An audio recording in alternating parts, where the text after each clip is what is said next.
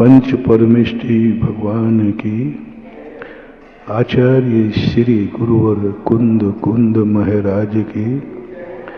आचार्य श्री गुरुवर विद्यासागर महाराज की।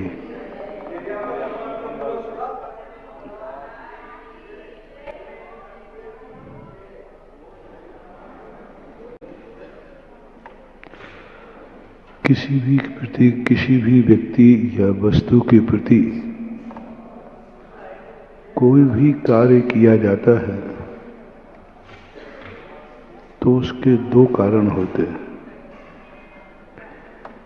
एक कारण होता है कि सामने वाले के ऊपर उपकार करना, क्योंकि वो असमर्थ है और मैं समर्थ हूं। वो पुण्यहीन है, मैं पुण्यवान हूं। वो अज्ञानी है, मैं ज्ञानी हूं। उसके जीवन में दुख है, हमारे जीवन में सुख है। वो सब तरफ से परेशान है और हमारी जिंदगी में कोई परेशानी नहीं है। जब कभी व्यक्ति को ऐसी अनुभूति हो दो व्यक्तियों के बीच में, जब तुम देखो कि किसी व्यक्ति के पास वह नहीं है जो मेरे पास है, उसके पास नहीं है, वो दुखी है लेकिन मैं सुखी हूं, ऐसी अनुभूति कभी तुम्हें होती है? ऐसी अनुभूति किसी दुखी व्यक्ति को देखकर लगता है इसकी जिंदगी कितनी दयनीय है और मैं कितना भाग्यवान हूं, मैं सुखी हूं। आता है अनुभव में। किसी, अभी हम गौशाला में थे, ब्रह्मचारी को बता रहे थे, देखो इनका जीवन, कुत्ते बिल्ली वहां पड़े थे, क्या है इनकी जिंदगी में, कितना दुख है उनकी जिंदगी में। मुझे ऐसा अनुभव हुआ ये दुखी हैं और मैं सुखी हूं। कितना सुखी हूं, ऐसा अनुभव में आता है। सम्यक दृष्टि को आता है। सम्यक दृष्टि को यही सबसे बड़ी पहचान है। सम्यक दर्शन के गुणों के अंतर्गत प्रसम और एक संवेग भाव आया है। संवेग भाव आता है कि जगत के स्वभाव को देखकर वैराग्य जागता है। एक ऐसा परिणाम जागता है कि मैं कितना भाग्यवान हूं, मैंने कितने पुण्य किए, मेरा जन्म भारत में हुआ। 84 लाख योनियों का जब वर्णन पढ़ते हैं, उनके दुखों का वर्णन करते हैं, तो हमें अपनी पर्याय पे गर्व होता है। हम निगोदिया नहीं हैं। जब कीड़े मकोड़ों को देखते हैं तो लगता है मैं कितना भाग्यवान हूं। एक नाली के कीड़े देखो, विष्टा के कीड़े देखो, उनको देख करके एक अनुभूति होती है, एक आनंद की अनुभूति होती है।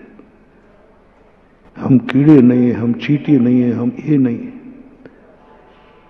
पशुओं के जब दुख देखते हैं तो कितना पढ़ते हैं, तो वो एक अनुभूति होती है, मेरी किस्मत कितनी अच्छी है, मैं पशु नहीं हूं। कभी कभी सबसे बड़ी रैकी होती है अपने आप की दुआ अपने आप को देना। हम दूसरों की दुआ पर, दूसरों की दुआ तुम्हें लगे या न लगे, लेकिन स्वयं की दुआ अकाट होती है। मैंने एक बार प्रवचन, इस पे करीबन 7-8 दिन हुए थे, प्रवचन दिए थे। संभवतः गुना चतुर्मास की बात है। बहुत बड़ी खोज, उस समय चिंतन चल रहा था। उस समय वो बात सामने थी, जब हवा काम नहीं करती है तब दवा काम करती है, जब दवा काम नहीं करती है तब दुआ काम करती है, और जब दुआ ही काम नहीं करे तो स्वयं भोगा, जैसा करा है वैसा भोगा, कुछ नहीं। लेकिन दुआ के संबंध में चिंतन चल रहा था, तो एक खोज आया। एक डॉक्टर फ्राइडे हुआ है, बहुत बड़ा मनोवैज्ञानिक था।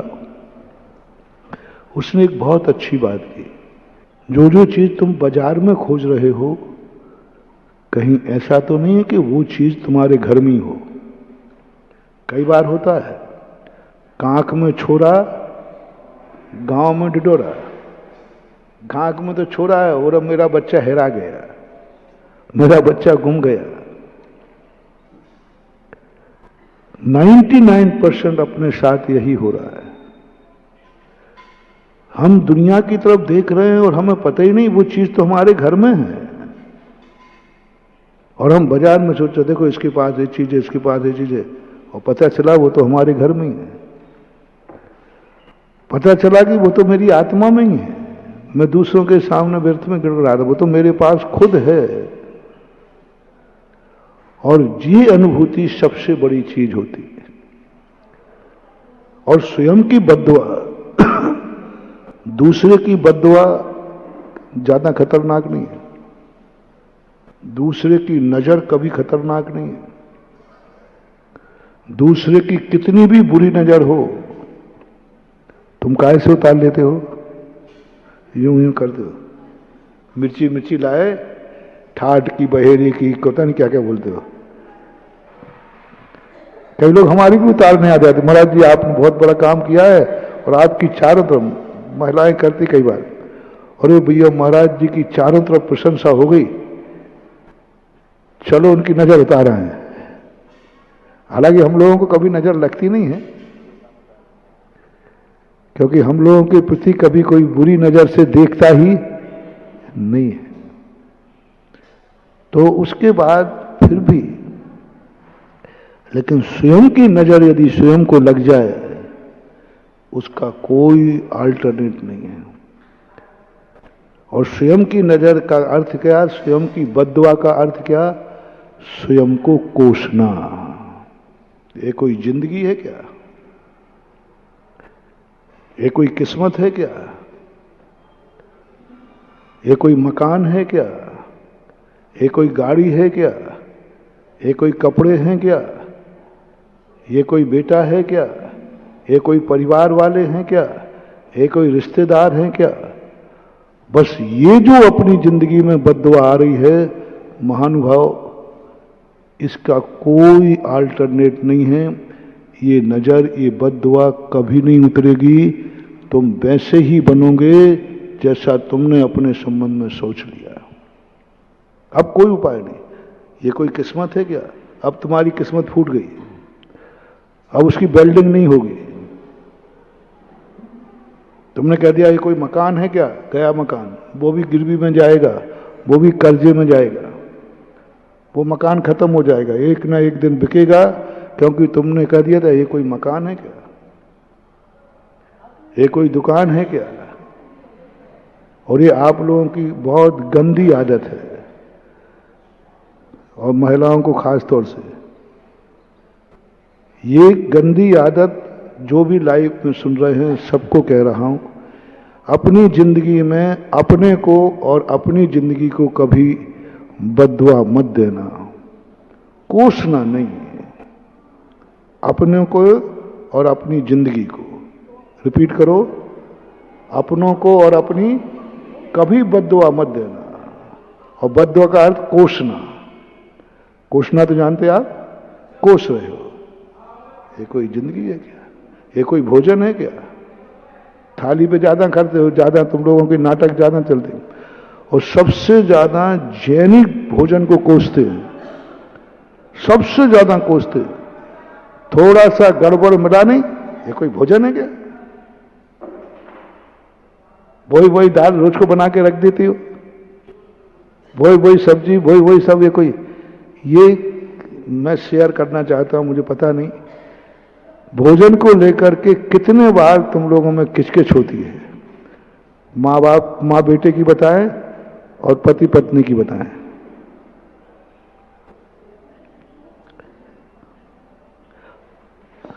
अब इनसे नहीं पूछता हूं, हम अध्यक्ष जी से पूछता हूं, होता है कि नहीं ऐसा? होता है, वो तो है। कभी नहीं करना, कभी नहीं करना। ये कोई भोजन है क्या? नहीं, भोजन थाली में आ चुका है। आज अभी दुनिया में इतने लोग हैं जिनको अभी वो भोजन भी नसीब नहीं है जो तुम्हारी थाली में है। जो तुम्हारी थाली में है वो भी नसीब नहीं। भोजन कहता है मूर्ख, इसी भोजन को लोग तरस रहे हैं, इसी भोजन को लोग, और तू क्या कह रहा है ये कोई भोजन है क्या? नहीं, थाली में आए हुए भोजन का अपमान नहीं करना, एक एक दाने को मुहताज हो जाओगे। वो भोजन उसी समय हमारे लिए नकारात्मक ऊर्जा दे देगा, उसी समय वो हमारे लिए अभिशाप दे देगा। मैंने गलती की तेरी थाली में आकर के। शेयर करना, हर व्यक्ति तुमसे संबंध जोड़ करके निंदा सुनना चाहता है या प्रशंसा? नेचर बोलो। कोई भी व्यक्ति तुमसे जुड़े या तुम किसी से जुड़ो तो तुम निंदा सुनना पसंद करोगे या प्रशंसा? नेचर। बस यही पॉइंट लगाना। अपन किसी के पास गए सहयोग करने के लिए, उसका भला करने के लिए, और वो तुम्हें गालियां दे रहा है, वो तुम्हें बुरा कर रहा है, कैसा लगेगा? बोलो ना। बहुत बुरा लगता है, बहुत बुरा। इतना बुरा लगता है कि आपके परिणाम हो जाते, मैं तो इसका अच्छा कर रहा हूं और ये मुझे, क्यों आए हो तुम यहां पर, क्या जरूरत थी तुम्हारी? ऐसा होता है। ऐसे ही उस रोटी को लग रहा है, मैं तो इसका भूख बिठाने आया था, ये तो कोस रहा है। कभी नहीं कोसना। नहीं खाना है तो मत खाना, नहीं गले में जावे तो मत जाना, पर यह मत कहना ये कोई भोजन है क्या? मान लो तुम्हें नहीं रुच रहा है, भूख नहीं है, तो आप मना कर दीजिए साहब, तो क्या भोजन गलत? नहीं, मैं ये नहीं बोल रहा हूं, मेरी रुचि का नहीं है, मेरे लिए रुच नहीं रहा है, मुझे लिए भाता नहीं है, XYZ। लेकिन कोसना नहीं, ये कोई भोजन है क्या? ये है निंदा। मकान को कोई एक मकान है क्या? ये कोई गाड़ी है क्या? कई बार परिवार को ये कोई रिश्तेदार है क्या? आप बहुत बड़ी बद्दुआ अपनी जिंदगी को दे रहे हैं। नहीं करना। किसी के यहां आप शादी में बच्चा बच्ची देखने जाते हो, वो भी मैं कला सिखाई देता हूं। कभी भूल कर ये मत बोलना ये कोई छोरी है क्या? मेरा बच्चा तो बहुत महानुभाव। उसी समय तुम्हें ऐसा कर्म का बंध होगा कि सारी दुनिया तुमसे घृणा करेगी। आप, ये कोई बच्ची है क्या? ये कोई नहीं, हमारे लायक नहीं है। वो आखिर किसी की बेटी है कि नहीं? तो तुम कौन होते हो उसकी निंदा करने वाले? तुम्हारे अनुकूल नहीं है तो आप कहते हो साहब मेरे अनुकूल नहीं बैठ पा रहा है। और पहले के लोग, ध्यान रखना, अच्छे लोग जवाब क्या दे के आते थे? हम घर जाके जवाब देंगे, ये बेटी गलत है, काली कुड़ी है, ऐसा कुछ नहीं बोलेंगे, घर जाके जवाब देंगे। और घर जाके क्या जवाब देंगे? अभी लड़का का मामा तैयार नहीं हुआ। अभी सबका कहना है कि अभी हमें शादी, अभी बच्चा पढ़ रहा है, XYZ, 1000 बहाने बनाओगे, ये नहीं बोलेगा कि ये बेटी गलत है, ये बोलना तुम्हारी जिंदगी अभिशाप बन गई, तुम तरस जाओगे, तड़प जाओगे, तो भी तुम्हें कन्या नहीं मिलेगी, क्योंकि तुमने एक बार किसी कन्या को कोस दिया था। ये कोई कन्या है क्या? ये कोई बेटा है क्या? इसको बनाऊंगा मैं दमाद, इसको बनाऊंगा मैं दमाद, ये कोई मेरे नहीं मान हुआ। बहुत सारे बहाने हैं। मन से भी घृणा नहीं करना, रिश्तेदारी में भी नहीं, किसी से नहीं। और लो तुम्हें दुआ दे रहा हूं, जो कुछ भी है सबसे पहले अपने आप को दुआ दो। मैं मनुष्य हूं, मैं मनुष्य हूं। त्रियंशों को देख करके देखो, देखो गौशाला में, देखो पशुओं को कैसे पड़े हैं, कहां पड़े हैं, धूल में, गंदगी गंदगी खा रहे हैं। तुम कितने आगे हो? तुम कितने आगे हो? अपने आप को एक रेकी दो, मैं बहुत किस्मत वाला हूं। भाई तुम किस्मत वाले क्यों हो? क्योंकि मैं मनुष्य हूं, मैं त्रियंश। अब देखना, आपको ये दुआ जो आपने दे दी रेकी, आपने अंगला भौवी मनुष्य पर्याय में रिजर्वेशन कर लिया। जहां तुम्हें बार बार सम्मान मिलता हो, वहां थोड़ी सी जाने का निमित्त मिले तो हाँ चलो, वहां तो नहीं चलेंगे, क्योंकि वहां तो हमें सम्मान मिलता है। और जैसे ही तुम कहोगे बस आपने अंगली भाव का रिजर्वेशन कर लिया, मनुष्य पर्याय कहती है चिंता मत कर, जब तू मुझे पाकर खुश है तो मैं भी तुझे खुश रखूंगी, अंगली पर्याय तेरी मनुष्य ही बनेगा। अपने परिवार को पाके खुश हैं, अपने धन को पाके खुश हैं, बढ़ोतरी ही बढ़ोतरी है। बस अपने आप को दुआ देना सीख जाओ। मनुष्य में भी मैं कितना भाग्यवान हूं, भारत में जन्म हुआ, मैं धन्य हूं। मैं कितना भाग्यवान हूं, मेरा जैन कुल में। पर रेकी दो, दुआ दो। हजारों मंत्रों से सबसे बड़ी दुआ है अपने आप को भाग्यशाली मानना। मैं कितना भाग्यशाली हूं कि मेरा जन्म जैन कुल में हुआ। हे भगवान, मैं कितना भाग्यशाली हूं। कहीं और कहीं जन्म जाता तो मैं तेरे को पहचान भी नहीं पाता। किसी मांसाहार कुल में जन्म जाता, किसी व्यसनी के कुल में जन्म जाता, किसी मिथ्यात्वी के कुल में जन्म जाता। मेरी कितनी किस्मत, मैं जैन हूं। और जैन में भी एक दुआ और दो, मैं कितना भाग्यशाली हूं, मेरा जन्म कटनी में हुआ। कितना भाग्य है जहां मेरे बाजू में तीर्थ क्षेत्र।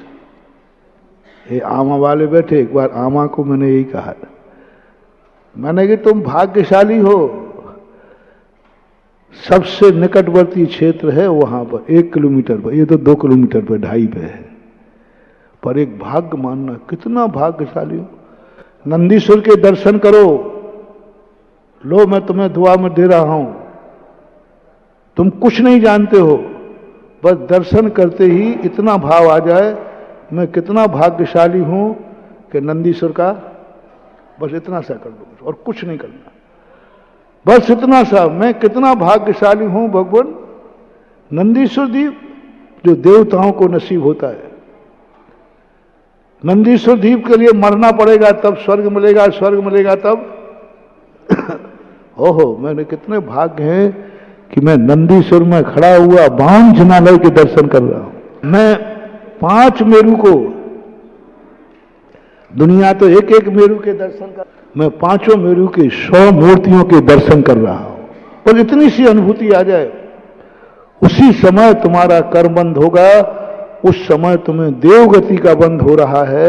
और जैसे ही देव उस समय आयु बंद हो जाए तो मर करके तुम सही के नंदीश्वर में जाके मिलोगे, समूषण में करके। हे भगवान, मैं कितना भाग्यशाली, समूषण के दर्शन कर रहा हूं। पंचम काल में समोषण के होते ही नहीं, लगते ही नहीं। मैं समोषण के दर्शन कर रहा हूं। बस आपको रेकी देना है, अपने आप को दुआ देना है बस, और कुछ नहीं करना। मैं ना दान की बात कर रहा हूं, ना कुछ भी बात कर रहा हूं, बस इतना कि मैं कितना भाग्यशाली हूं कि मैं समोषण के दर्शन कर रहा हूं। उसी समय तुम्हारे लिए देव गति आयु का बंध होगा, और तुम्हारे लिए यदि उस समय मरण हुआ तो सीधे जाकर के विधेय क्षेत्र में समोषण के दर्शन करोगे, और कहोगे, तुम पूछोगे भगवान से कि भगवान मैंने ऐसा क्या पुण्य किया जो आज मैं आपके समोषण में बैठे हैं। उस समय भगवान कहेंगे, तूने एक बार कटनी के समोषण में मंदिर के दर्शन करते हुए कहा, सोचा था मैं कितना भाग्यवान हूं कि समोषण के दर्शन, उस समय तुझे ये पुण्य बन गया था कि आज तू साक्षात समोषण में बैठा है। आनंद रेकी रहना है, अपने आप की दुआ, अपने आप की दुआ बहुत अकाट दुआ है। दूसरों की दुआ फले या ना फले, स्वयं की दुआ कभी खाली नहीं जाती। कहते ना, जाकी रही भावना जैसी सो देखी मूरत न। हम दुआ ही नहीं दे रहे अपने आप को, भाग्यशाली नहीं मान, भगवान के दर्शन करते। मैं कितना भाग्यशाली हूं, जैन कुल में जन्म ला, भगवान मैं कितना भाग्यवान हूं, तेरा अभिषेक कर रहा हूं।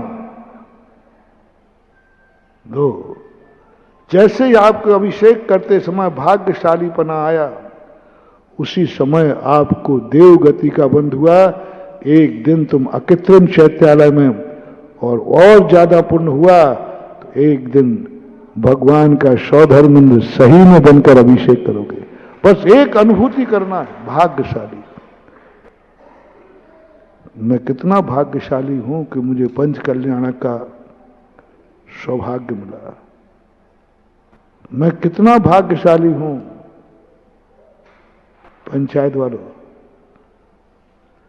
हाँ कर्म मत ठोकना कि क्या करूं, इतनी मेहनत की, और ये कहो मैं कितना भाग्यशाली हूं कि मेरे कार्यकाल में जब भी यहां आओ, जब भी यहां आओ, जब भी मंदिरों के दर्शन करो, बस एक अनुभूति करना, भगवान कितना पुण्य किया है कि मेरे लिए कार्यकाल में काम हुआ। बस इतना सा कर लो, बस अद्भुत इसका अद्भुत रिजल्ट निकलेगा। और तुमने ये नियम और ले लिया, मैं 24 घंटे में एक बार जरूर, पंचायत वालों एक बार जरूर चैतन्योदय तीर्थ से जाऊंगा, चाहे कमेटी में रहूं या। बोले क्यों जाओगे? अरे नहीं जाऊं, क्योंकि ये सौभाग्य मुझे मिला था, मेरे कार्यकाल में पंचनाथ हुआ था, इसलिए मैं जिंदगी भर यहां दर्शन करने नहीं बुला रहा हूं, इसलिए कि मैं भाग्यवान हूं। बस यहां आकर के 2 बार भाग्यवान कह दो, मैं भाग्यवान हूं, जाओ हो गया काम। पंचकर्माक में जिन्होंने कार्य किया है उनको और कुछ नहीं कह रहा हूं, मैं सबसे बड़ा पुरस्कार दे रहा हूं। कमेटी देगी तो क्या देगी, एक मोमेंट तो दे देगी बस, वो भी ज्यादा दिन चलने वाला नहीं रहते, लोग हिसाब से देते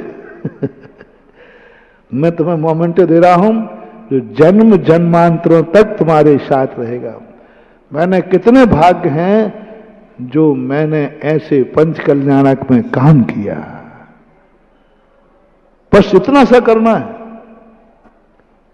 अभाग्य मानना है, बस इतना सा। इसलिए मैं जीवन में कटनी में रहूंगा तो प्रतिदिन एक बार दर्शन करने जाऊंगा, क्योंकि इस क्षेत्र की पंचकर्मा प्रतिष्ठा में मैंने कोई काम किया था, इसलिए मैं जाऊंगा। मात्र इसलिए आना है अपने आप को आशीर्वाद स्वयं का लेने के लिए, स्वयं का आशीर्वाद, स्वयं को धन्य मानना है। यहां खड़े होकर मेरे भाग्य हैं। जिन्होंने सवाई संगई परिवार को बहुत बड़ा गिफ्ट दे रहा हूं, सारी गिफ्टें तो उनको जिससे लेना है उसे लेते रहना, बस इतना मानना है कि मेरे परिवार ने कितने पुण्य किए मैं कन्हैया लाल गिरधारी लाल के वंश में पैदा हुआ। ओहो, मेरे कितने भाग्य हैं कि मेरे पूर्वजों की जमीन पर आज तीर्थ बन गया। जमीनें किसके पास नहीं होंगी भारत में, बोलो? और समाई सिंगाई धन्ना लाल जी को लेते हैं, कन्हैया लाल को लेते हैं, उनके पास भी कितनी जमीनें रही होंगी? बता दे, कटनी थी पूरी, आधे से ज्यादा। और भी बड़े बड़े जमींदार हैं, क्या हुआ उस जमीन पर? कॉलोनी काट दी, पाप हुआ, संसार हुआ, जो कुछ होता है वो सब हुआ। मेरे पूर्वजों की जमीन पर क्या बन रहा है? बस इतना सा भाग करना, कुछ नहीं करना। मात परिवार, सवाई सिंगाई का परिवार मात इतनी अनुभूति करे, मैंने कितने पुण्य किए हैं कि मेरे वंश के द्वारा दी हुई जमीन पर आज क्या बन गया? तीर्थ बन रहा है, 24 बन गई है, समोषण बन गया। बस एक आनंद की अनुभूति हो जाए। जाओ, बिहाय आवार सुबारिवास सम बधु में वाम वसुधा सती। एक दिन तुम्हारे पास कैलाश पर्वत से लेकर कन्याकुमारी तक जमीन तुम्हारी होगी।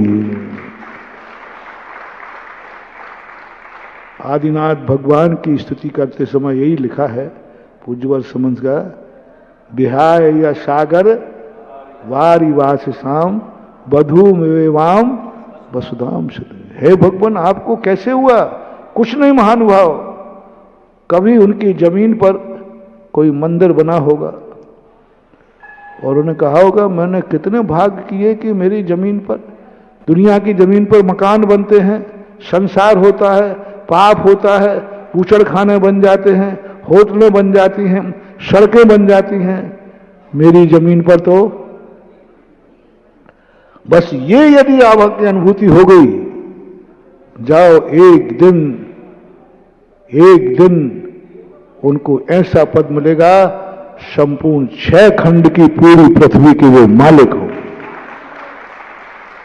चक्रवर्ती को 6 खंड का सारा मालिक क्यों बनता है? मात इतनी सी अनुभूति करना है। भाग्य अपने आप को बस अभाग्यशाली मानना है। और प्रतिदिन सवाई सिंगाई के परिवार के लोग, बच्चे, परिवार के लोग एक काम कर रहे हैं, और कहीं जाऊं या नहीं जाऊं, 24 घंटे में एक बार उस तीर्थ के दर्शन करने जाऊंगा जो हमारे पूर्वजों की जमीन पर बना है, बस। और कुछ करना नहीं आना, दर्शन करना नहीं बुला रहा हूं, अभिषेक करना नहीं बुला रहा हूं, इस जमीन पर खड़े होके अपना खुद का आशीर्वाद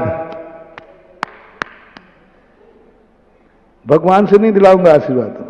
अपन कौन होते और मैं तो कितना दे पाऊंगा, लेकिन तुम्हारी पीठ तुम्हारे पास रहेगी जिंदगी भर के नहीं, बोलो ना। और ये हाथ बस ऐसे ही तो करना है, इतने मात्र से ये दुआ है।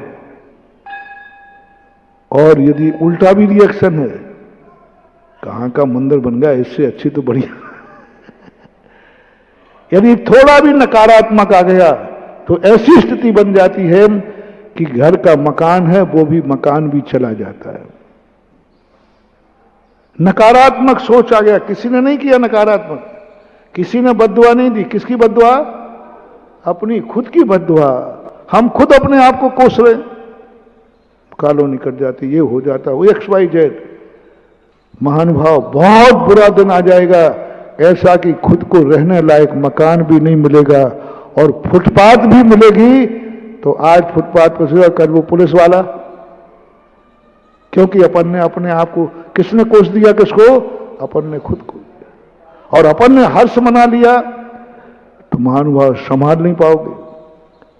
6 खंड की विभूति के मालिक तुम होगे। पूछेगा कोई मैंने 6 चक्रवर्ती क्यों बन गया? और एक बार जब जमीन पर तुम्हारे पूर्वजों ने, तुमने जमीन दी थी, उस पर तीर्थ बना था और तुमने खड़े होके कहा था ओहो मैंने कितने पुण्य किए हैं जो आज मेरी जमीन पर ये भाव तुमने किया था, उसका परिणाम है कि आज तुम चक्रवर्ती करो, उसी समय चक्रवर्ती पद का बंद होगा। राजा बनने का जितनी तुम्हारी भाव में क्वालिटी होगी, जैसे ही तुम हर्षित हो रहे हो जमीन को देखकर बंद, उसी समय तुम्हें बंद हो रहा है राजा का, महाराजा का, मांडलिक का, चक्रवर्ती का, जो तुम्हारी ताकत होगी, जो तुम्हारी भावना होगी। ये परिणाम करना है, मंदिर बनाने वालों को परिणाम करना है।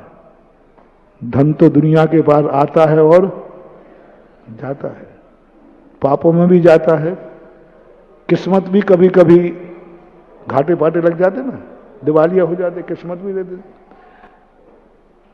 तो भी जिंदगी जीते हैं, प्रश्नों में लगा देते हैं, जुआ खेल लेते हैं। ओहो भगवान, मैंने कितना पुण्य किया कि मेरी पसीने की कमाई से भगवान तेरा मंदिर बन गया। भगवान के दर्शन करने नहीं बुला रहा हूं आज, मात्र उस मंदिर में खड़े होकर के अपने आप को दुआ देना है। दर्शन करना है नहीं करना तुम्हारी मर्जी पड़े, बात दुआ देना है। क्या पुण्य किए, क्या मेरी किस्मत है, क्या मेरा परिवार मिला, क्या मेरा बेटा मिला, क्या मेरा पिता मिले, कि जो हमारे लिए किसी ने नहीं रोका, मैंने मंदिर बना लिया। जाओ महानुभाव, इतनी सी यदि तुम्हें आनंद की अनुभूति हो जाए, एक दिन तुम साक्षात जिनेन्द्र देव का समोषण बनाओगे कुबेर बन करके। मात्र एक दुआ का, अपनी दुआ, दूसरों की नहीं कह रहा हूं। दूसरा क्या दे रहा है, दूसरों को कितना आनंद आ रहा है, इस संबंध में मैं आज कोई चर्चा नहीं कर रहा हूं। आज क्या कर रहा हूं, स्वयं की बाहर आनंद विभोर, क्या पुण्य किया मैंने। एक बार जरूर 24 घंटे जिन्होंने मंदिर बनाए हैं, उनके परिवार के लोग 24 घंटे में एक बार स्वयं की पीठ पर स्वयं का आशीर्वाद लेने जरूर आना। स्वयं का, ये तुम्हारे पास है। आज मैं तुम्हें मेरे आशीर्वाद के अधीन नहीं करना हूं। देखो, तुम आशीर्वाद चाहिए तो मेरा लेने आना। कहां कहां भटको लोग बेचारे, बाल बच्चे वाले हो। भगवान तो, और भगवान वो तो हाथ उठाने वाले है नहीं। एक बढ़िया आशीर्वाद बिल्कुल लेटेस्ट आज ही निकाला है नई कंपनी से, फ्रेश, ये फ्रेश आशीर्वाद, नया लेटेस्ट आशीर्वाद है। और जिसके लिए कहीं भटकने की पीठ अपनी है और हाथ भी अपना है, बस इतना करना है, यहां आके करो। और रिश्तेदारों से मेरा कहना है, रिश्तेदार आए तो एक ही बात के लिए उनको यहां जरूर लाना, और वो ये कह दे मैंने कितना पुण्य किया कि मैं उसका रिश्तेदार हूं जिसने ये मंदिर बनाया है। बस उस रिश्तेदार ने भी यदि अवभाग कर लिया, मेरे कितने भाग्य हैं कि मुझे ऐसे परिवार से संबंध मिला, ऐसा परिवार मेरा रिश्तेदार बना जिसने जिनाला बनाया है। चाहो उसी समय तुम्हें ऐसा बंद हो जाएगा, किसी तीर्थंकर की गोदी में तुम्हारा जन्म होगा, तीर्थंकर के कुल में जन्म होगा, क्योंकि तुमने रिश्तेदारी को अभाग्य मान लिया कि मैंने तो अपनी जिंदगी में कुछ नहीं किया, लेकिन एक कार्य जरूर किया है, मेरे रिश्तेदार ने मंदिर बनाया है, उस पर मुझे गर्व है कि मेरा रिश्तेदार ऐसा है। वो जरूर एक बार आके यहां आकर के 9 बार नमोकार मंत्र पढ़ के अपने आप को धन्य माने कि मैं ऐसे परिवार का रिश्तेदार हूं। इतना सा यदि आपने कर लिया तो आपका कोई साधारण कुल में जन्म नहीं होगा, असाधारण कुल में आपका जन्म होगा, क्योंकि आपने रिश्तेदारी को कोसा नहीं है, बल्कि रिश्तेदारी को सराहा है कि मैं भाग्यवान हूं। क्योंकि भाग्यवान हूं, क्यों भाई भाग्यवान क्यों है? सबके दामाद होते हैं। भाग्यवान क्यों है? सबके ससुराल होती है। भाग्यवान बोले भाग्यवान इसलिए हैं कि मेरे रिश्तेदार ने जिनालय बनाया, इसलिए अनुमोदना के लिए। और यह भाग्य बना। ऐसे ही प्रत्येक कार्य में जिसको जो लगना है, जहां जैसा बनता है, क्षेत्र के इसी प्रकार परिवार के संबंध में, सबके संबंध में यही लगाना। मैंने एक गरीब को बहुत बड़ा आशीर्वाद दिया था, बहुत बड़ा दुआ, क्योंकि मेरा तो चिंतन चलते ही रहता है, क्योंकि मेरा भाव रहता है हर व्यक्ति को कहीं ना कहीं से कुछ मिले, लेकिन गरीब को कोई कुछ नहीं देता। गरीब के लिए कोई दुआ नहीं करता, कोई कुछ नहीं करता। आंखों के दर्द की बात करते हो, आंखों के चश्मा बांटते हो और आंखें फोड़ते हो, कोई नहीं सुनने वाला। यहां तक कि कह दूं, अब कहने में है क्या, आई गए मुंह पे, महाराज तक नहीं सुनते बदकिस्मती का। जिसकी भगवान और महाराज भी किस्मत वालों की सुनते हैं, बदकिस्मती का भगवान भी नहीं है। भगी भागन बस जोगे बशाए, महाराज भी किसकी सुनेंगे बेटा? तुम्हारा पुण्य होगा तो सुन लेंगे, तुम्हारा पुण्य होगा तो दर्शन हो जाएंगे, पुण्य होगा तो आशीर्वाद उठ जाएगा। यदि पुण्यहीन हो तो दर्शन भी नसीब नहीं होगा। तुम जब तक पहुंचोगे वो भी निकल जाएंगे, और तुम जल्दी पहुंचोगे तो गाड़ी पंचर कुछ ना कुछ हो सकता है, नहीं मिलेगा। गुरु भी मिलेगा तो पुण्य से मिलेगा, भगवान का दर्शन मिलेगा तो भी पुण्य से मिलेगा। बदकिस्मती का ना तो भगवान है और बदकिस्मती का ना गुरु है, बदकिस्मती का ना जनवाणी है। अपने लोग ही पराये हो जाते जब किस्मत रूठती है तो। नहीं होता क्या? जिनको अपन अपना मानते हैं कि कोई काम नहीं आएगा, ये आएगा, मत विश्वास करना भैया। जिस दिन किस्मत रूठ जाएगी, सगे भी डगा काट जाते, कन्नी काट जाते।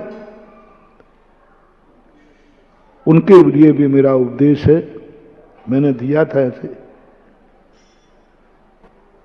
आते रहते लोग, बोले महाराज जी मेरा कोई साथी नहीं, मैंने सबके साथ पता नहीं क्या क्या किया, लेकिन आज मेरे ऊपर मुसीबत आई है, मेरे पास कुछ नहीं, मेरे पास कुछ नहीं है, मैं बहुत बदकिस्मती हूं। महाराज जी बस आपके सहारे आए। मैंने कि जिसका कोई नहीं उसका मैं भी नहीं हूं। मैं थोड़ा मुंह फटूं, मैं क्या करूं, सीधी सीधी बोल देता हूं। मेरे से झूठ नहीं बोला जाता। नहीं नहीं, जिसका कोई नहीं उसका मैं हूं। गड़बड़ नहीं। तुम किसी के यहां मरे पे बैठने जाते ना, तब ऐसे झूठ बोल के आते हो। चिंता मत करो, हम तो हैं। और बाद में व्यक्ति उसको ढूंढता भी नहीं देख करके। ये झूठी फूटी मेरे से बनती नहीं है। मैं कभी नहीं बोलता कि मैं तो हूं, चिंता नहीं करना। तो मैंने कहा भैया तेरा कोई नहीं है? कोई नहीं है, सब सगे धोखा दे गए, किस्मत भी साथ नहीं दे रही। तो मैंने कहा भैया मैं भी उसी का हूं जिसके सब कोई है, जिसका कोई नहीं उसका मैं भी नहीं हूं, मेरे भरोसे पे मत रहना। मैं झूठी नहीं बोलूंगा।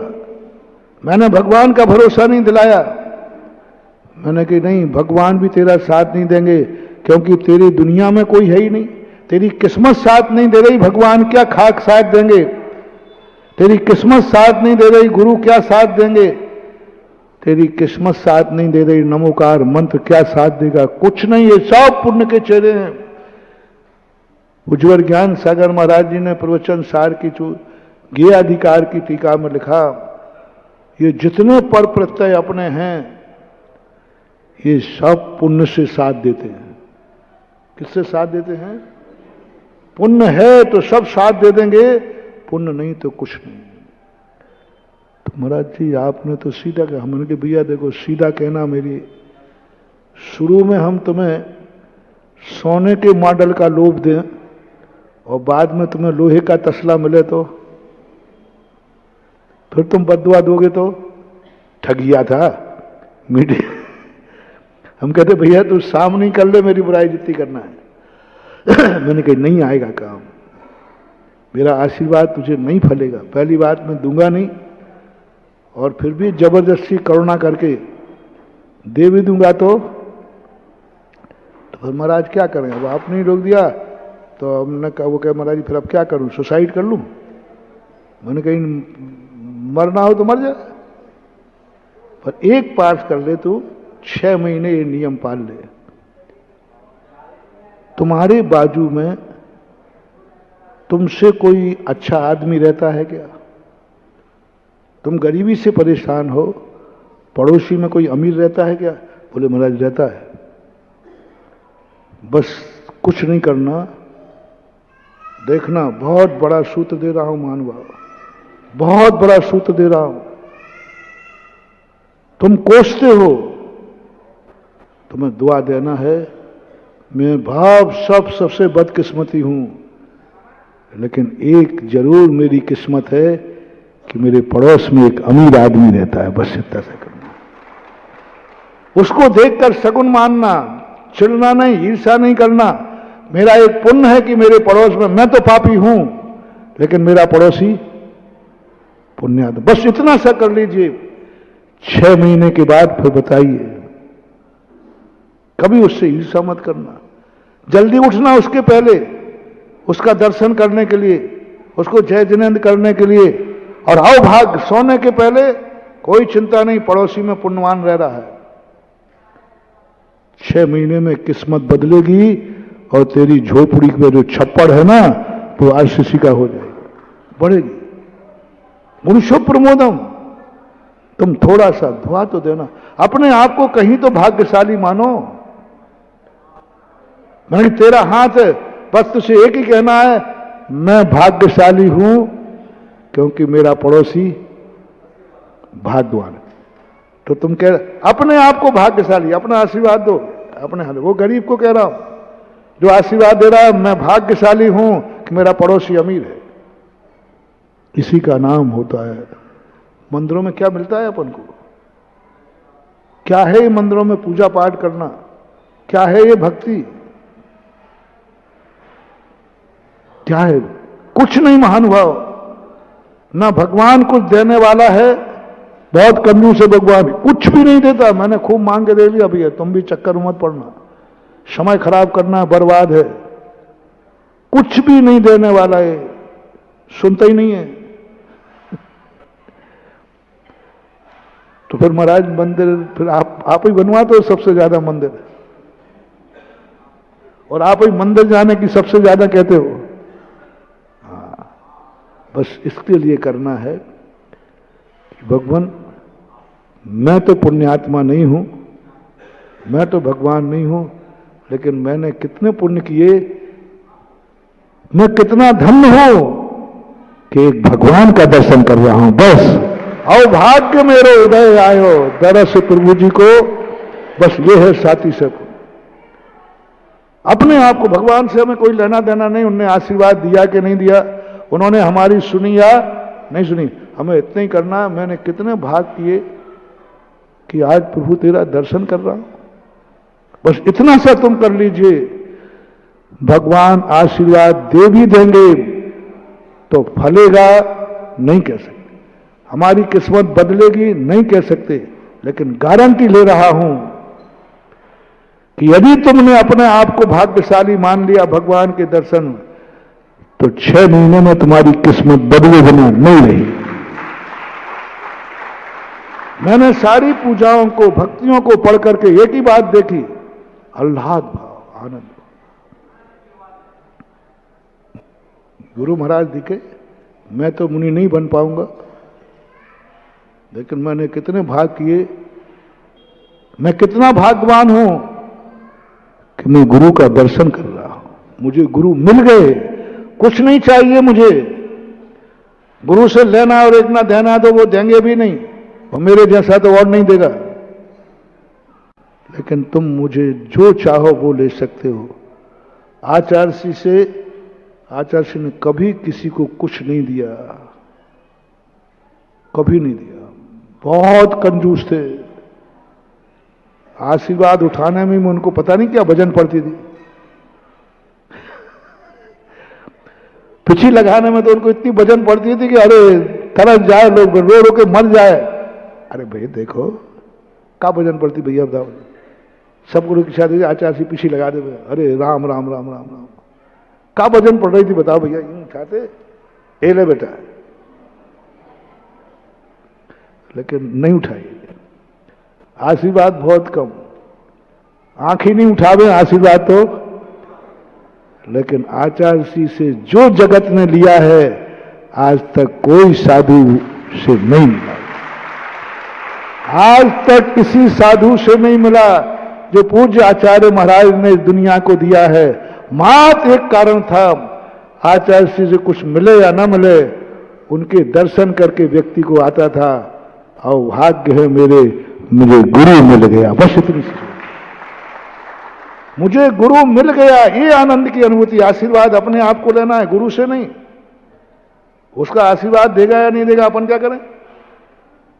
पर जैसे ही अपन ने कहा मुझे नहीं चाहिए आशीर्वाद, मुझे सब कुछ मिल गया, क्योंकि मैं कितना भाग्यवान हूं जो मुझे गुरु, कितने बदनसीब हैं जिनको गुरु नहीं मिला। नारकी, त्रियंच, मैं तो गुरु मिल गया, मैं तो गुरु के दर्शन कर रहा हूं, मेरा भाग्यवान। मैं कितना भाग्यवान हूं, प्रवचन तो मैं कुछ भी नहीं सुनना और समझने की ज्यादा चेष्टा मत करो, आएगा भी नहीं। बस इतना सा कर लो, मैं कितना भाग्यवान हूं, गुरु के वचन मेरे कानों में पड़ रहे हैं, बस इतना सा कर लो।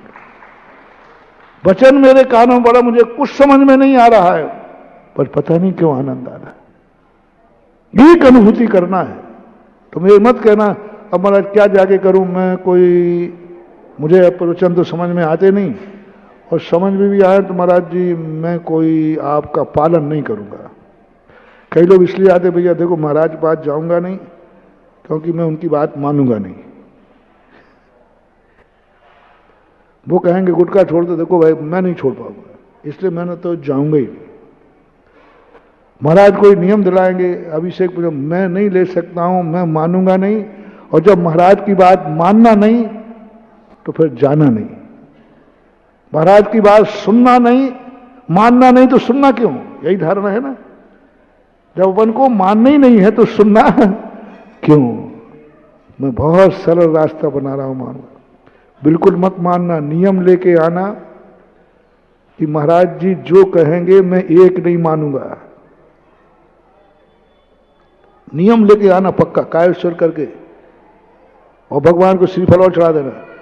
भगवान मैं जा रहा हूं महाराज पास, महाराज जी 100 मुड़ के हो जाएं, लेकिन वो जो कहेंगे वो नियम मैं नहीं लूंगा, मानूंगा ही नहीं, बिल्कुल नहीं मानूंगा। चलो मैं छूट दे रहा हूं, मत मानना। क्या कहा, मत मानना। बस सुनते समय इतना ही कर लेना, मैं महाराज की बात मान तो नहीं रहा हूं और मान भी नहीं सकूंगा, लेकिन मेरे कितने भाग्य हैं कि मैं महाराज की बात सुन रहा हूं, बस इतना से करो। और कुछ नहीं करना, सुन रहा हूं, मानूंगा नहीं, मान नहीं पा रहा हूं और नहीं करूं, बस मेरे भाग्य हैं कि मैं सुन रहा हूं।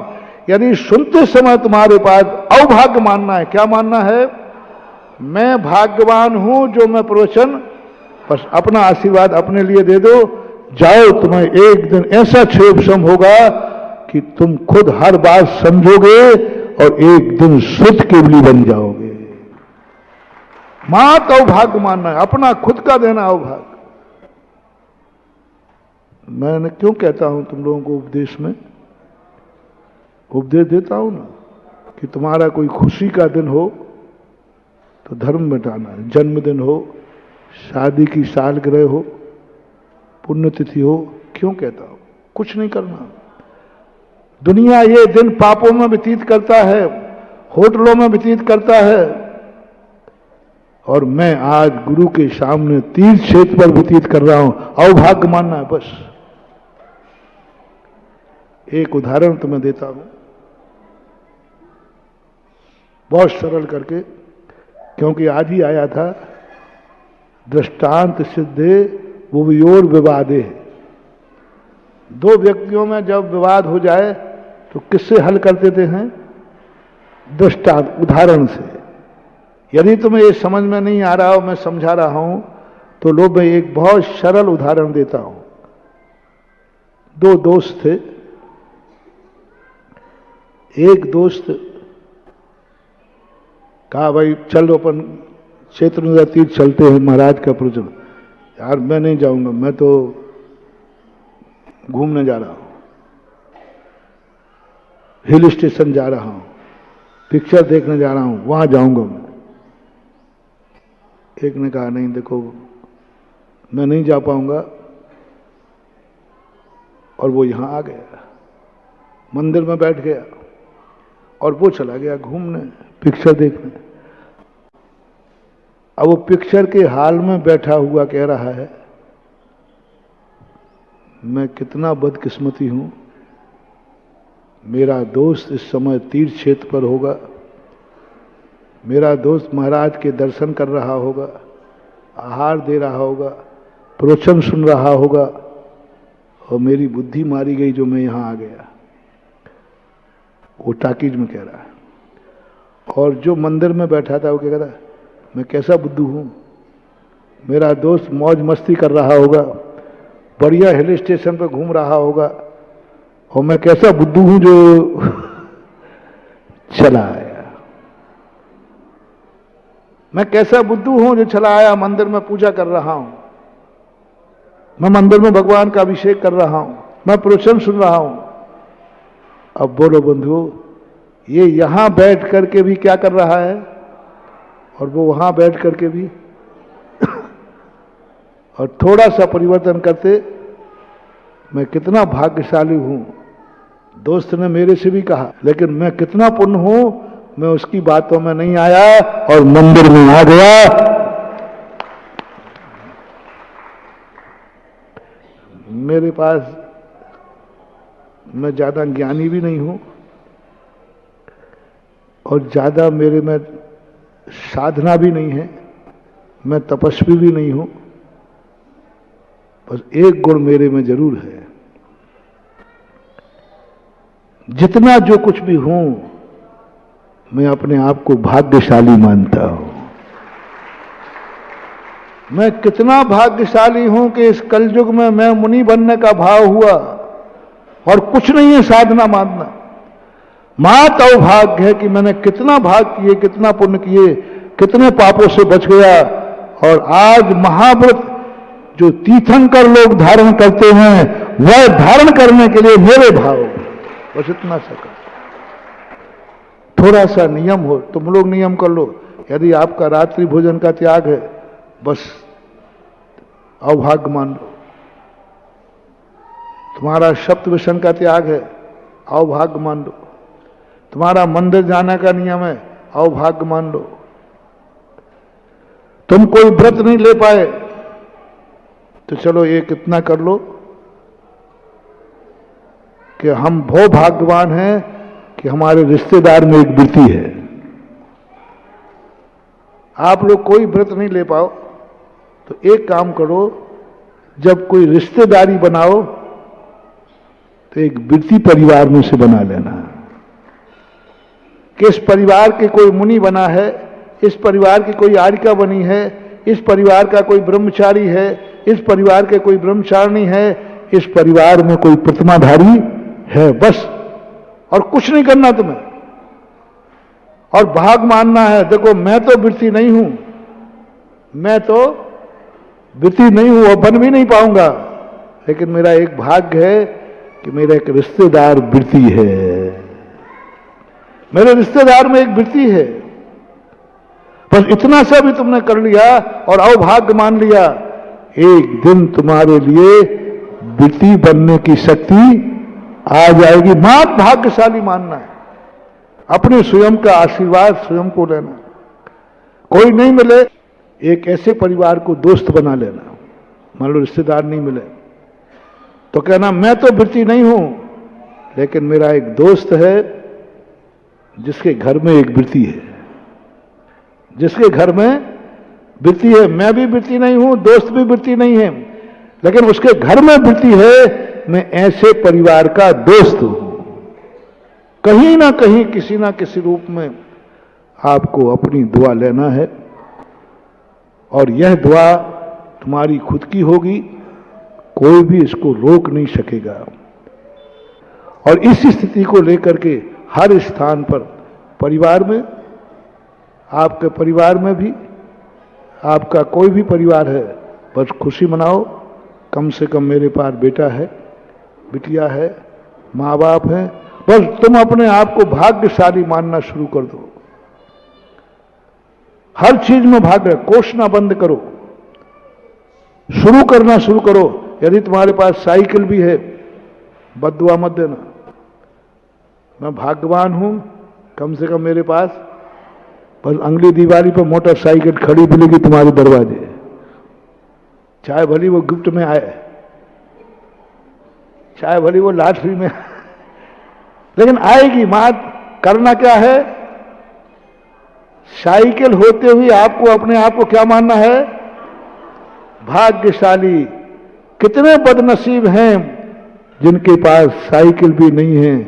मैं कितना भाग्यवान हूं कि मेरे पास, बस ये दुआ का चमत्कार देखना तुम साल भर के अंदर। मां दुआ आपको अपनी देना है।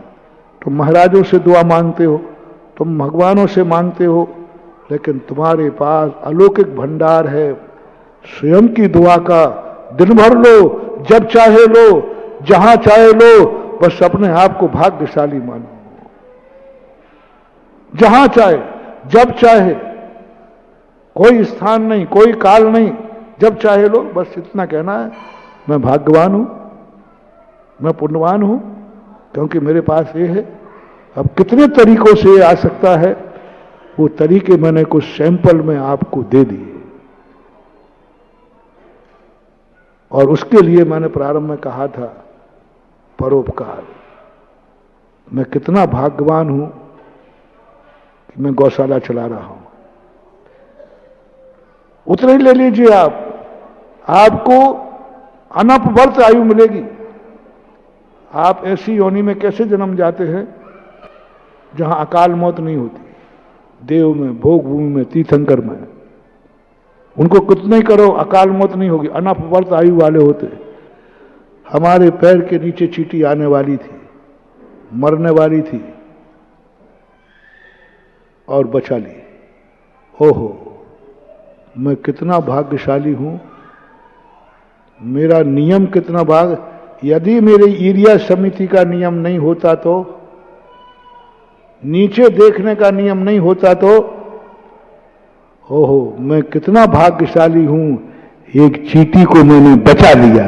बस इतना सा करना है, मैं एक चींटी को बचा लिया, मैंने कितना भाग्य है मेरे द्वारा एक चींटी बच गई, एक चींटी बचा ली। चींटी से नहीं कह रहा हूं, महाराज जी मैंने चींटी को बताया, आप चींटी से कहिए वो मेरा एहसान माने। और चींटी कहे कि महाराज जी अभाग्यशाली हूं मैं कि आपने मुझे बचा लिया। नहीं, उससे नहीं चाहिए, वो तो पराधीन हो गए। चींटी बचा ली। बस उस दिन तुम अभाग फूले मत समाओ, जाओ, उसी समय तुम्हें ऐसा बंद होगा कि अकाल के मौत के 100 साधन मिलेंगे और तुम्हारा बाल बाका नहीं होगा, क्योंकि तुमने अल्लाह। ये मात पशुओं पर दया नहीं कर रहा हूं, तुम्हारे जीवन को अकाल मौत से बचाने के उपाय हैं। अपन समझते हैं सब पर प्रत्यय है, जीव को बचाओ, जीव को नहीं मिला। जीव को बचाना तो बहाना है, उस जीव के बहाने के बचाते अपनी जिंदगी बचाना है। इस प्रकार की स्थिति को लेकर के चलना है। महावीर भगवान की।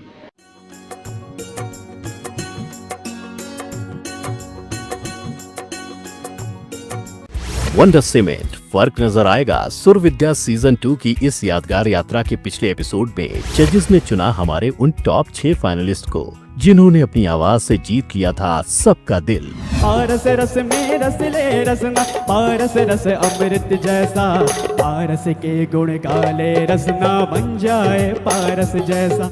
और अब सुरों का ये सफर आ चुका है उस रोमांचक मोड़ पर जहां आपको अपने वोट से तय करना होगा सुरों के इस महासंग्राम का विजेता। जिनवाणी कहती है मनवा पाप नहीं करना, वीर प्रभु के समा शरण में जागे ज्ञान उजेरा।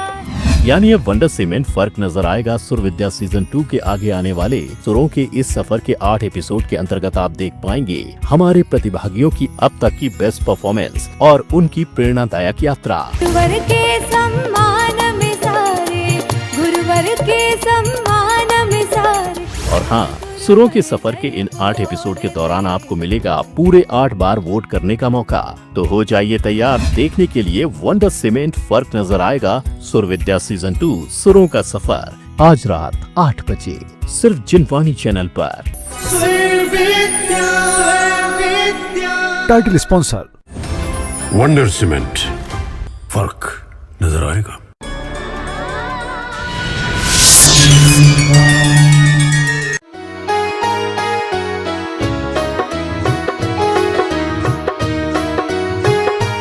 वसुदेव ओम